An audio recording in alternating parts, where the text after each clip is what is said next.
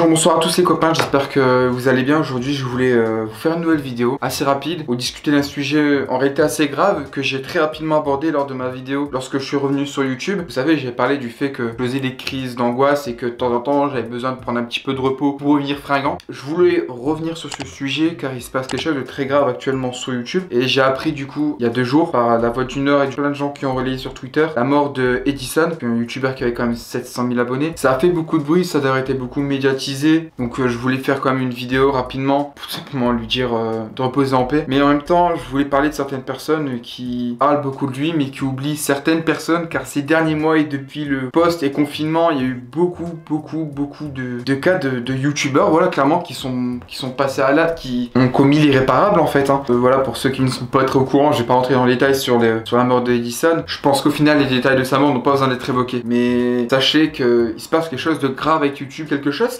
que les gens ne comprennent pas forcément, que les gens ne voient pas forcément aussi devant une caméra, car quelqu'un a beau vous poser son plus beau sourire, vous savez pas réellement ce qui se passe dans sa tête et ce qui peut se passer chez lui après avoir appuyé sur le bouton et après avoir coupé sa caméra. Et c'est vraiment ce que, enfin moi en tout cas personnellement j'ai vu avec Edison. On pouvait le voir tout souriant, hein. Il a même participé à certaines vidéos avec Michou, tout ça, et pourtant on se rend compte que au final on savait pas du tout ce qui se passait dans sa tête. Le fait aussi que sur cette dernière vidéo c'est peut-être moins marché, ça a peut-être dû jouer sur son moral, je ne sais pas. Pareil, il y a aussi pas mal de harcèlement dans l'eau qui ont fait que ça a dû vraiment jouer beaucoup psychologiquement sur sa petite personne. Après bon, je sais pas vraiment ce qui se passait chez lui dans sa vie de tous les jours, mais je suppose qu'il y a dû y avoir pas mal de choses qui n'ont pas du tout facilité la vie, et enfin bref, voilà, je trouve ça vraiment tragique pour lui, sa famille, pour son entourage. C'est une grande perte quand même pour tout YouTube, hein, clairement. C'est un des seuls à faire ce qu'il faisait en plus sur la plateforme. Il faisait des petites expériences, c'était bien sympathique. Je regardais de temps en temps ses vidéos, j'étais pas un grand fan, mais je regardais de temps en temps ses vidéos et j'appréciais le contenu, même la personne. Vraiment l'air d'être un type bien. Mais comme je disais, on parle pas aussi beaucoup des autres, car ils sont pas seuls. Il y a eu aussi beaucoup de streamers qui sont décédés, suicide, harcèlement, plein de choses comme ça. Je trouvais ça assez grave et je voulais en reparler quand même rapidement, parce que je voulais pas dire de faire une vidéo rapide et bâclée comme certains font pour dire de taper quelques vues. Je trouve ça assez malsain. Donc je voulais quand même rajouter quelque chose, une petite prévention, un petit message pour vous qui regardez, vous qui consommez du YouTube. Voilà, vous savez pas forcément ce qui se passe dans la tête des gens que vous regardez sur la plateforme chez YouTube. D'ailleurs, il y a une vidéo qui va sortir de ZAIRL sur le sujet que je vais sûrement vous conseiller dès qu'elle va sortir. Elle parle du harcèlement. J'ai même aussi fait pas mal de vidéos sur le cas de Sartek, tout ça. Mais les gens ils ne font pas forcément la part des choses. Entre parler d'un fait, d'un sujet et d'aller directement et de passer à l'acte en allant dans les commentaires de la personne, c'est pas la même chose. Quel est l'intérêt d'aller voir quelqu'un et comment expliquer? Vous voyez quelqu'un dans la rue, vous allez pas aller lui dire oh toi t'as vu, toi t'es comme ça, toi t'es comme ça. En général les gens ils gardent pour eux. Et quelque part, c'est bien parce que ça fout gros sur la patate quand même de se recevoir des critiques ou bien de se faire entre guillemets harceler dans la rue, tout ça. Mais sur internet, c'est encore différent et ça joue différemment sur les ménages.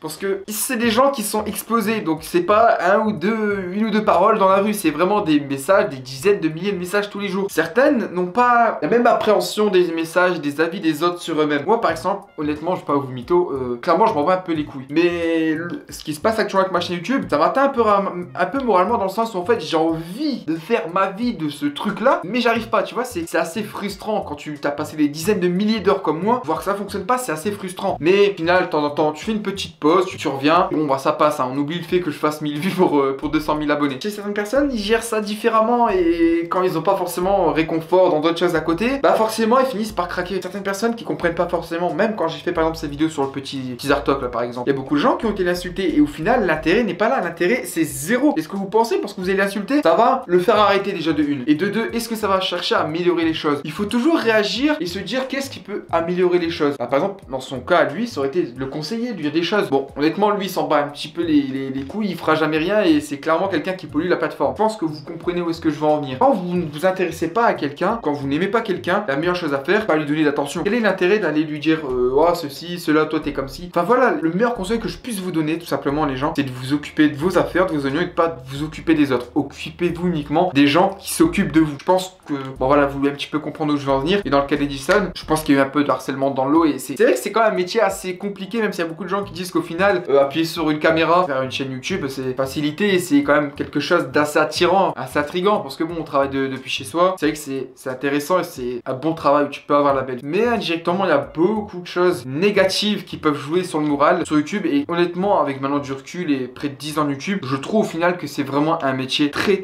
ingrat et très éprouvant. Pas physiquement, psychologiquement. Moi, personnellement, je trouve que c'est vraiment très éprouvant. Vous vous rendez pas compte, mais moi, au final, je reçois des commentaires, mais c'est bon, je suis assez rodé quand même par rapport à ça. Et je reçois des commentaires, oh, arrête d'acheter des abonnés. Pourquoi tu fais pas de vues? Ah, la honte, hein, tu fais pas de vues alors que t'as 200 000 abonnés. Je m'en bats les couilles. Mais imaginez, c'est quelqu'un d'autre qui est plus fragile. Les gens, ils se rendent pas forcément compte, mais imaginez comment la personne elle pourrait réagir. Bon, après, on va dire qu'indirectement, les choses comme ça, je passe au-dessus parce que je me concentre sur d'autres choses à côté. Ça serait peut-être pas pareil si j'ai pas d'autres choses à côté. Je réfléchissais pas un petit peu. Il y a des gens qui ont pas forcément cette jette et ce recul sur les choses. Edison, par exemple, vivait sa chaîne YouTube. Il était vraiment à fond sur YouTube, comprends? Et le fait d'être attaqué, de sentir que son activité, elle peut en pâtir, ça joue beaucoup plus et ça a beaucoup plus d'impact que quelqu'un comme moi en fait. Aller faire ça par exemple, je sais pas, par exemple à Michou qui en est complètement dépendant ou d'autres, ben c'est beaucoup plus, ça joue beaucoup plus sur le moral. Et puis même ceux qui gagnent beaucoup d'argent avec ça, est-ce que vous pensez vraiment que l'argent fait le bonheur? Allez, par exemple, j'ai fait une vidéo sur The Carré, je lui avais parlé un petit peu et je dis que j'étais pas d'accord avec ce qu'il avait fait il y a pas très longtemps. Il a aussi fait des vidéos à ce sujet où il disait qu'il était malheureux. Et je rejoins totalement ses propos sur ça. Il avait expliqué que malgré l'argent en fait, ben, il était pas heureux. C'est un petit peu philosophique ce que je vais vous dire. Vous avez beau avoir tout ce que vous voulez, au final, entre guillemets, ce qui maintient la flamme, ce qui donne envie de continuer, d'aller toujours de l'avant, d'avoir des objectifs, des choses à accomplir, des idées, des choses à faire dans sa vie. Mais en fait, une fois que tu as tout fait, si tu as tout ce que tu voulais, tu fixes pas de nouveaux objectifs, bah, qu'est-ce qui te reste? Qu'est-ce que tu as envie de faire en fait? C'est à ce moment-là où tu as certains blocages et des choses qui peuvent te ralentir. Et si, par exemple, quelqu'un qui est vraiment concentré à fond sur YouTube voit que tout il dégringole, ou alors qu'il se fait attaquer sur quelque chose, s'il est vraiment concentré à fond que sur ça, tu comprends? S'il sent que tout dégringole en fait, bah, ça peut vraiment jouer beaucoup sur son moral en fait. Et ça, les gens ils se rendent pas forcément compte. Quelqu'un qui va venir me marquer par exemple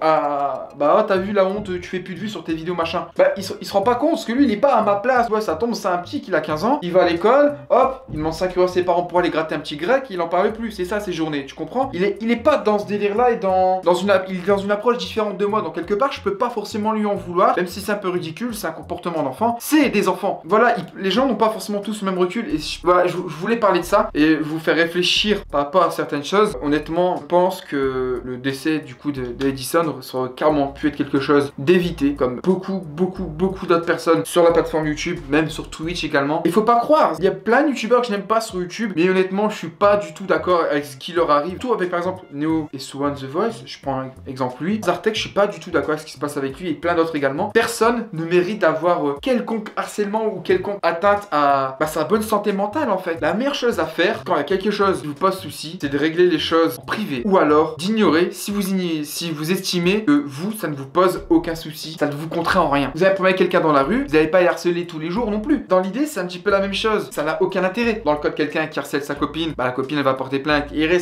ça en privé et on n'en parle plus. Ou alors tout simplement, si c'est un petit truc et qui ne vous atteint pas directement, qui ne vous cause aucun souci dans la vie de tous les jours, ignorez-le.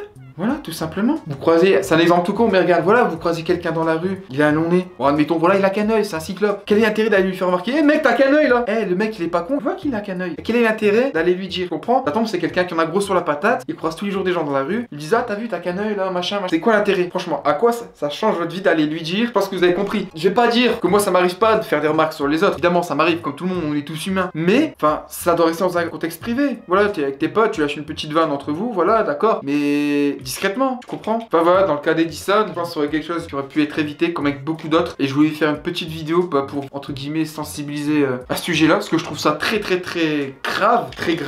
Et puis voilà. Enfin, je sais pas ce que vous en pensez, mais je trouve que c'est quelque chose qui aurait pu être évité. En tout cas, repose en paix Edison et tous les autres. Force à sa famille, à tous ses proches, tous ses abonnés également qui suivaient, parce que beaucoup doivent être déçus. Clairement, sachez que des choses comme ça, c'est entre guillemets la faute de YouTube. On a beau le dire, mais il y en a, ils ont pas forcément le même rapport aux choses. Et il y en a qui sont plus fragiles, supportent moins les choses comme ça. Il y a, je pense, quelque chose qui pourrait être fait par rapport aux statistiques YouTube, au nombre d'abonnés sur YouTube, des choses comme ça. Ça paraît pas, mais les chiffres, quand on voit les chiffres, on les voit monter, descendre, ça joue beaucoup sur le moral. Et les YouTubeurs, à partir du moment où ils font leur vue, des fois, ça joue énormément sur le moral. Et tous ceux que vous pouvez voir ne plus faire leur vue, au bout d'un moment, pètent des câbles, ils deviennent inactifs. C'est comme ça. Et YouTube, on est en partie responsable. Honnêtement, moi je vous dis, pour moi, YouTube est en partie responsable. Et pour certaines autres choses, c'est en grande partie le très jeune âge des gens qui sont sur la plateforme. C'est malheureux quand même, je trouve. Hein. Voilà, je voulais faire une petite vidéo et débattre vite fait de ce truc-là avec vous. Enfin bref, donnez-moi vos avis en tout cas dans les commentaires,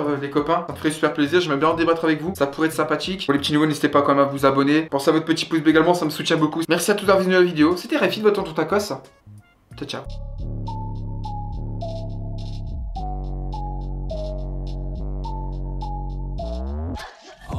Fighting to stay in my veins, live on my own cause I feel out of place. If you can hear me then rescue me please, cause I'm drowning in pain and I can't even breathe. Save me from pleasure, I'm lost in my soul. These pills leave you empty.